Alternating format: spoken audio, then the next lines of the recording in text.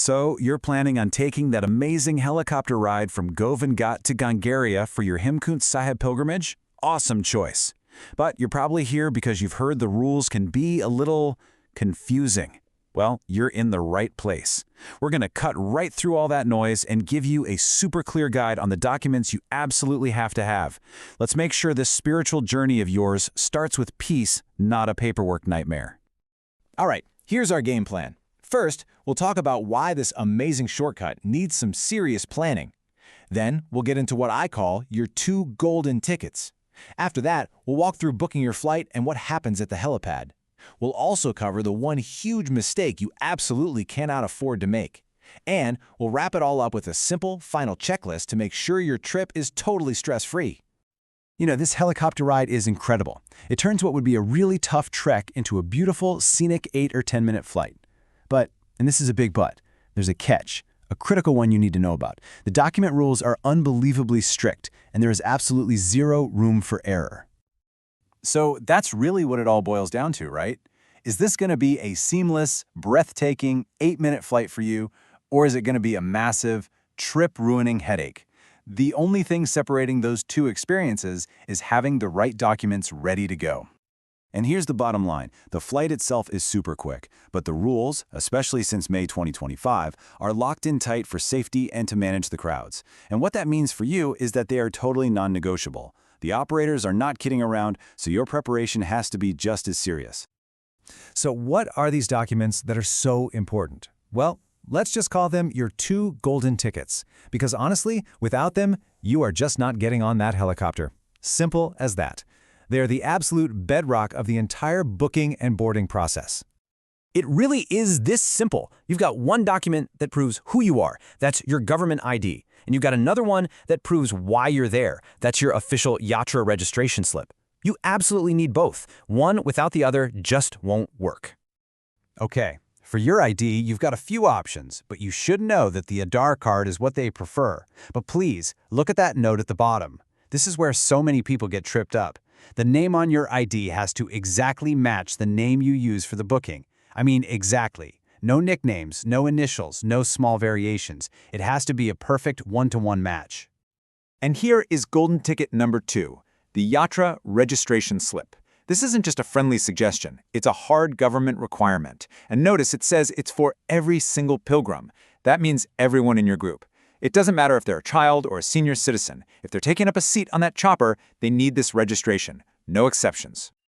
Okay, so now you know exactly which documents you need. Let's talk about how you're actually going to use them.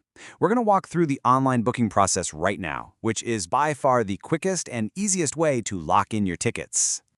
It's a really straightforward 4-step deal.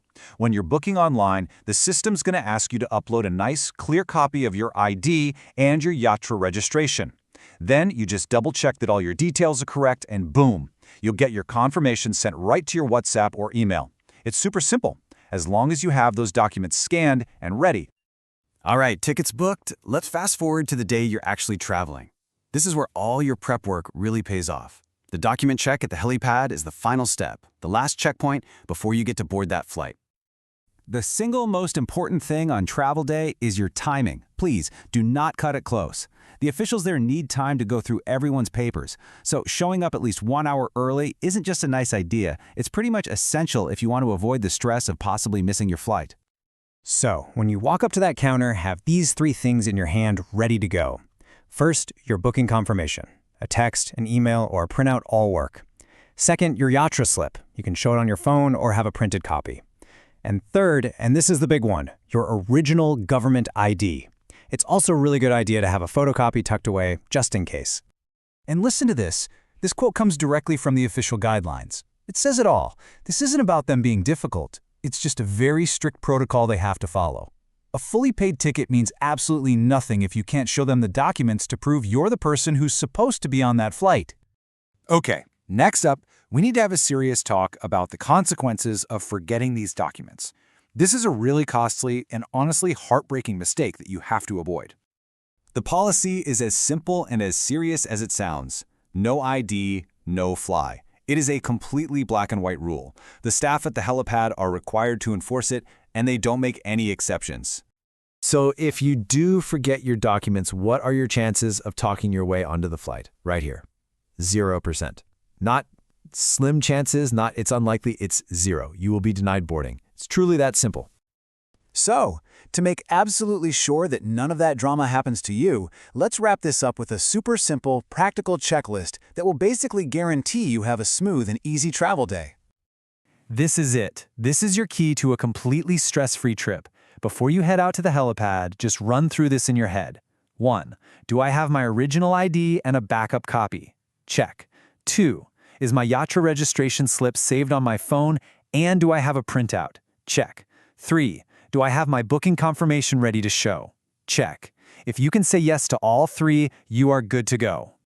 And that's really the big takeaway here, isn't it? All it takes is a few extra minutes of just double-checking your bag for these documents. And that little bit of prep can transform what could be a chaotic, panicky situation into one of calm confidence so you can focus on the real reason you're making this incredible journey. So, there you have it. With this guide, you are now completely prepared to handle this process like an absolute pro. The only real question left is, are you ready for that incredible, smooth, and beautiful journey to Hemkund Sahib? Because you've totally got this.